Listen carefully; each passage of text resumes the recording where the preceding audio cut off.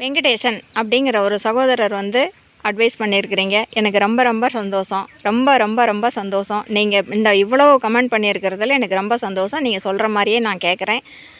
கிருஷ்ணர் பற்றி சொல்லியிருக்கிறீங்க. தவறான போர் சொல்லிச்சு அவர் பண்ணவே இல்லை. கர்ணன் கூட வந்து கவசத்தோடு வந்து போருக்கு வரக்கூடாது. உயிரை பணையம் வச்சு செய்கிறது தான் போர். கவசத்தோட போருக்கு வரக்கூடாது அப்படிங்கிறத அவர் வந்து கர்ணன்கிட்டையும் சொன்னார். பீஷ்மரும் அப்படித்தான். எப்போ தான் நினைக்கிறோமோ அப்போ மட்டுமே சாக முடியும் அப்படின்னு ஒரு வரம் இருக்கிறவர் போரில் வந்து நிற்கக்கூடாது அப்படின்னு அவர்கிட்டையும் சொல்கிறாரு. துரியோதனன் வந்து இடுப்பில் மட்டும்தான், அதுவும் வந்து இன்னொரு கதை சொல்கிறாங்க.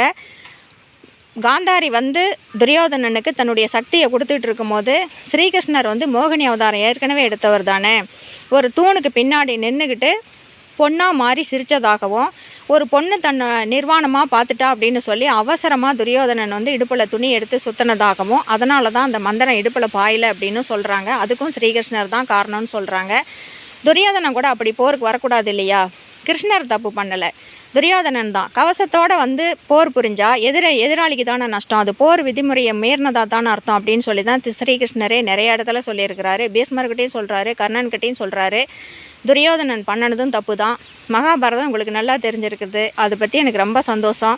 மகாபாரதத்தில் தெரிஞ்ச சில கிளை கதைகள், அதை வச்சு தான் நான் இந்த யூடியூப் சேனல்லையே எதையோ ஒன்று அப்படி சொல்லிக்கிட்டு இருக்கிறேன். ஆனால் எனக்கு என்னன்னா, இந்த சேனல் யூடியூப் அப்படின்னு ஒரு சேனல் நான் பார்த்ததுக்கு அப்புறம் தான் நிறையா தர்மம் இவ்வளோ பண்ணுறாங்க அப்படிங்கிறதே எனக்கு தெரிஞ்சது. இதே நான் ஒரு பதிவில் சொல்லியிருக்கிறேன். அது எனக்கே தெரியல, இஷ்டத்துக்கு பண்ணி வைக்கணும் அப்படிங்கிறது. அந்த ஹர்ஷா சாயின்னு ஒரு சின்ன பையன், அவன்லாம் எவ்வளோ பண்ணுறான். இதெல்லாம் பண்ணுறது வெளியிலே தெரியாமல் இருந்தது. இப்போ இந்த யூடியூப் சேனல் மூலம் எல்லாமே வெளியில் வருது. கெட்டதும் வருது, இல்லைன்னு சொல்லலை. ஆனால் இவ்வளோ இருக்குது, இப்படியெல்லாம் பண்ணலாம் அப்படிங்கிறதெல்லாம் இதை வச்சு தான் நானே தெரிஞ்சுக்கிட்டேன். உங்களுக்கு ரொம்ப ரொம்ப ரொம்ப நன்றி. நன்றி சகோதரா.